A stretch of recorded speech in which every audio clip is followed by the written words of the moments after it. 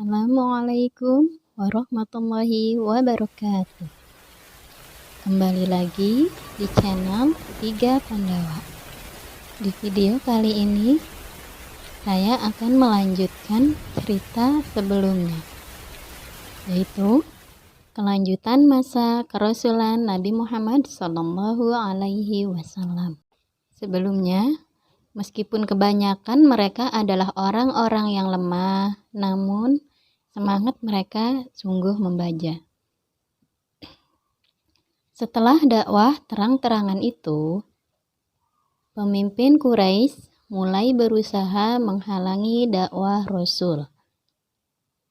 Semakin bertambahnya jumlah pengikut Nabi, semakin keras tantangan dilancarkan kaum Quraisy. Menurut Ahmad Syalabi, ada 5 faktor yang mendorong orang Quraisy menentang seruan Islam itu. Pertama, mereka tidak dapat membedakan antara kenabian dan kekuasaan. Mereka mengira bahwa tunduk kepada seruan Nabi Muhammad SAW berarti tunduk kepada kepemimpinan Bani Abdul Muthalib. Kedua, Nabi Muhammad SAW menyerukan persamaan hak antara bangsawan dan hamba sahaya. Hal ini tidak disetujui oleh kelas bangsawan Quraisy. Yang ketiga, para pemimpin Quraisy tidak dapat menerima ajaran tentang kebangkitan kembali dan pembalasan di akhirat. Yang keempat, taklid kepada nenek moyang adalah kebiasaan yang berakar pada bangsa Arab. Dan yang terakhir, yang kelima, pemahat dan penjual patung memandang Islam sebagai penghalang rezeki. Banyak cara yang ditempuh para pemimpin Quraisy untuk mencegah dakwah Nabi Muhammad SAW. Pertama-tama, mereka mengira bahwa kekuatan Nabi terletak pada perlindungan dan pembelaan Abu Thalib yang amat disegani itu. Karena itu, mereka menyusun siasat bagaimana melepaskan hubungan Nabi dengan Abu Thalib dan mengancam dengan mengatakan, "Kami minta Anda memilih satu di antara dua. Memerintahkan Muhammad berhenti dari dakwahnya atau Anda menyerahkannya kepada kami. Dengan demikian, Anda akan terhindar dari kesulitan yang tidak diinginkan." Tampaknya Abu Thalib cukup terpengaruh dengan ancaman tersebut, sehingga ia mengharapkan Muhammad menghentikan dakwahnya. Namun, Nabi menolak dengan mengatakan, "Demi Allah, saya tidak akan berhenti memperjuangkan amanat Allah ini, walaupun seluruh anggota keluarga dan sanak saudara akan mengucilkan saya." Abu Thalib sangat terharu mendengar jawaban kemenakannya itu. Kemudian berkata, "Teruskanlah, demi Allah, aku akan terus membelamu." Merasa gagal dengan cara ini, kaum Quraisy kemudian mengutus Walid bin Mughirah dengan membawa Umarah bin Walid, seorang pemuda yang gagah dan tampan, untuk dipertukarkan dengan Nabi Muhammad. Walid bin Mughirah berkata kepada Abu Thalib, "Ambillah dia menjadi anak saudara, tapi serahkan Muhammad kepada kami untuk kami bunuh." Usul ini langsung ditolak keras oleh Abu Thalib. Untuk kali berikutnya, mereka langsung kepada Nabi Muhammad SAW. Mereka mengutus Utbah bin Rabi'ah, seorang ahli retorika, untuk membujuk Nabi. Mereka menawarkan tahta, wanita, dan harta asal Nabi Muhammad bersedia menghentikan dakwahnya. Semua tawaran itu ditolak Muhammad dengan mengatakan, "Demi Allah, biarpun mereka meletakkan matahari di tangan kananku dan bulan di tangan kiriku, aku tidak akan berhenti melakukan ini. hingga agama ini menang atau aku binasa karenanya.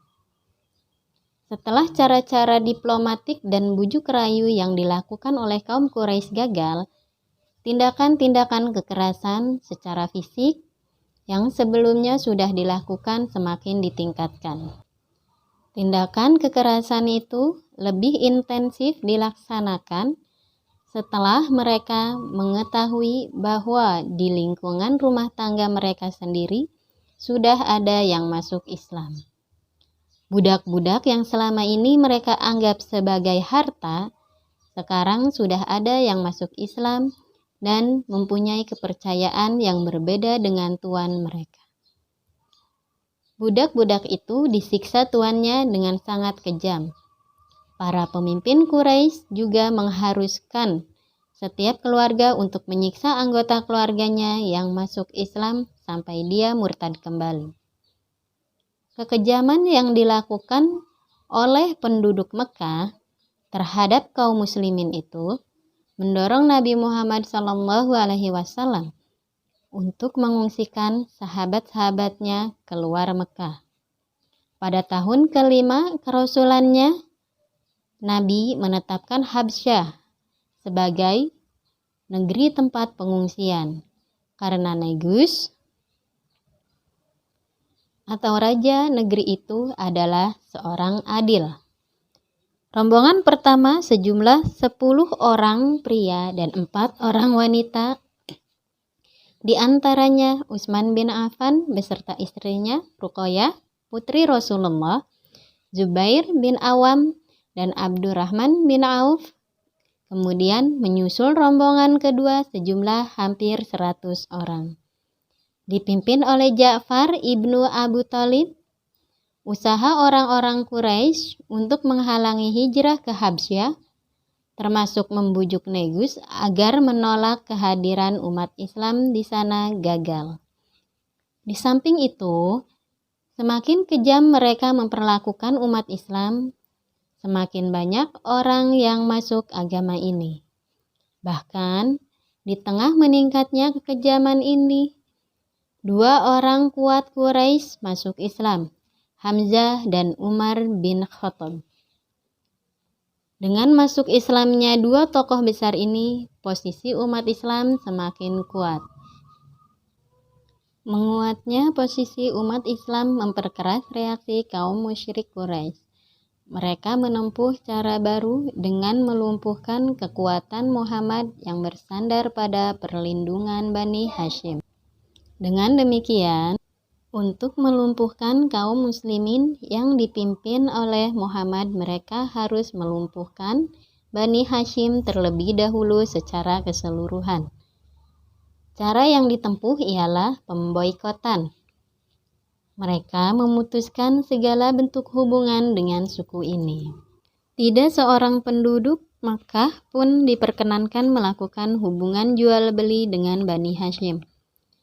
Persetujuan dibuat dalam bentuk piagam dan ditandatangani bersama dan disimpan di dalam Ka'bah.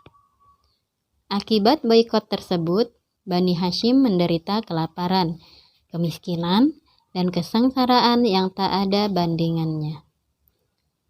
Untuk meringankan penderitaan itu, Bani Hashim akhirnya pindah ke suatu lembah di luar kota Makkah. Tindakan pemboikotan yang dimulai pada tahun ke-7 kenabian ini berlangsung selama 3 tahun. Ini merupakan tindakan paling menyiksa dan melemahkan umat Islam. Pemboikotan itu baru berhenti setelah beberapa pemimpin Quraisy menyadari bahwa apa yang mereka lakukan sungguh suatu tindakan yang keterlaluan. Setelah boikot dihentikan, Bani Hashim seakan dapat bernapas kembali dan pulang ke rumah masing-masing. Namun, tidak lama kemudian, Abu Thalib, paman Nabi Muhammad SAW yang merupakan pelindung utamanya, meninggal dunia dalam usia 87 tahun. 3 hari setelah itu, Khadijah, istri Nabi, meninggal dunia pula. Peristiwa itu terjadi pada tahun ke-10 kenabian. Tahun ini merupakan tahun kesedihan bagi Nabi Muhammad SAW. Sepeninggal dua pendukung itu, kafir Quraisy tidak segan-segan lagi melampiaskan nafsu amarahnya terhadap Nabi. Melihat reaksi penduduk Mekah demikian rupa, Nabi Muhammad berusaha menyebarkan Islam ke kota luar. Namun, di Taif ia diejek, disoraki, dan dilempari batu, bahkan sampai terluka di bagian kepala dan badannya. Untuk menghibur Nabi yang sedang ditimpa duka, Allah mengisra dan memi'rajkan beliau pada tahun ke-10 kenabian itu. Berita tentang Isra dan Mi'raj ini menggemparkan masyarakat Mekah. Bagi orang kafir, ia dijadikan bahan propaganda untuk mendustakan Nabi. Sedangkan bagi orang yang beriman, ia merupakan ujian keimanan. Setelah peristiwa Isra dan Mi'raj, suatu perkembangan besar bagi kemajuan dakwah Islam muncul. Perkembangan datang dari sejumlah penduduk Yasrib yang berhaji ke Makkah. Mereka yang terdiri dari suku Aus dan Khazraj masuk Islam dalam 3 gelombang. Pertama, pada tahun ke-10 kenabian, beberapa orang Khazraj berkata kepada Nabi, "Bangsa kami telah lama terlibat dalam pemusuhan, yaitu antar suku Khazraj dan Aus. Mereka benar-benar merindukan perdamaian. Kiranya Tuhan mempersatukan mereka kembali dengan perantaraan Engkau dan ajaran-ajaran yang Engkau bawa. Oleh karena itu, kami akan berdakwah agar mereka mengetahui agama yang kami terima dari Engkau ini." Mereka giat berdakwah Islam di Yasrib.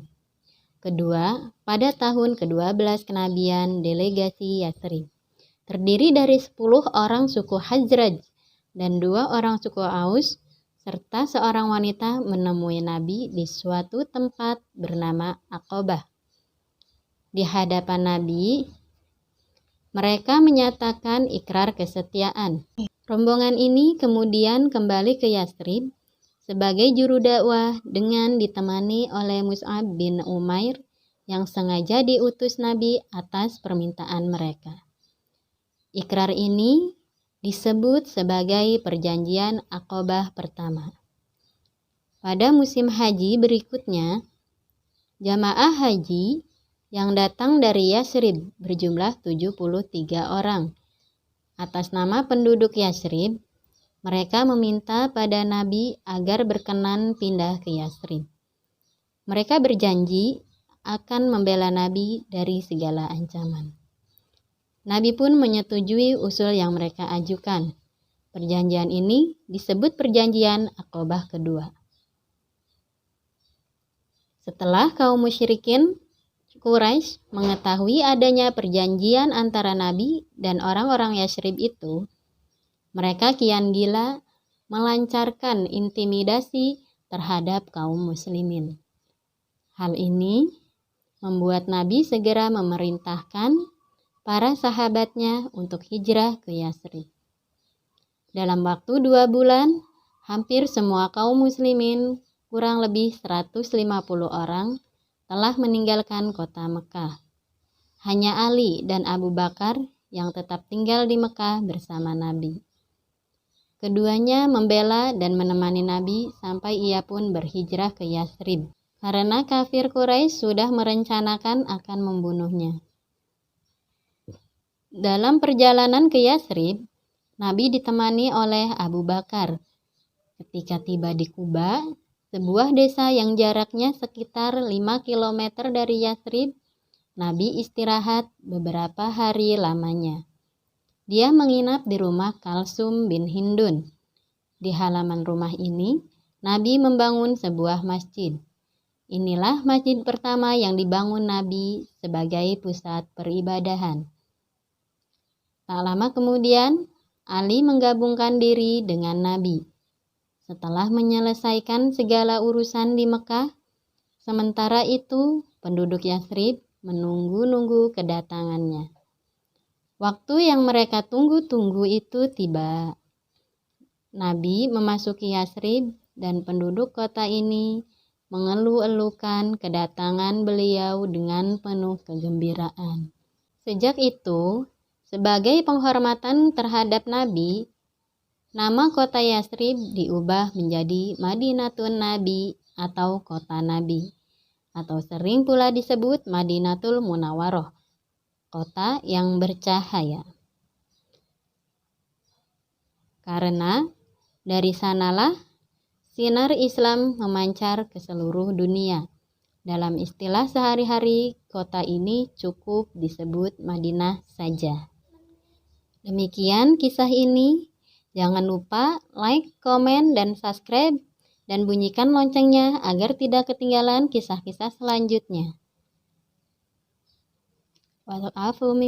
Wassalamualaikum warahmatullahi wabarakatuh.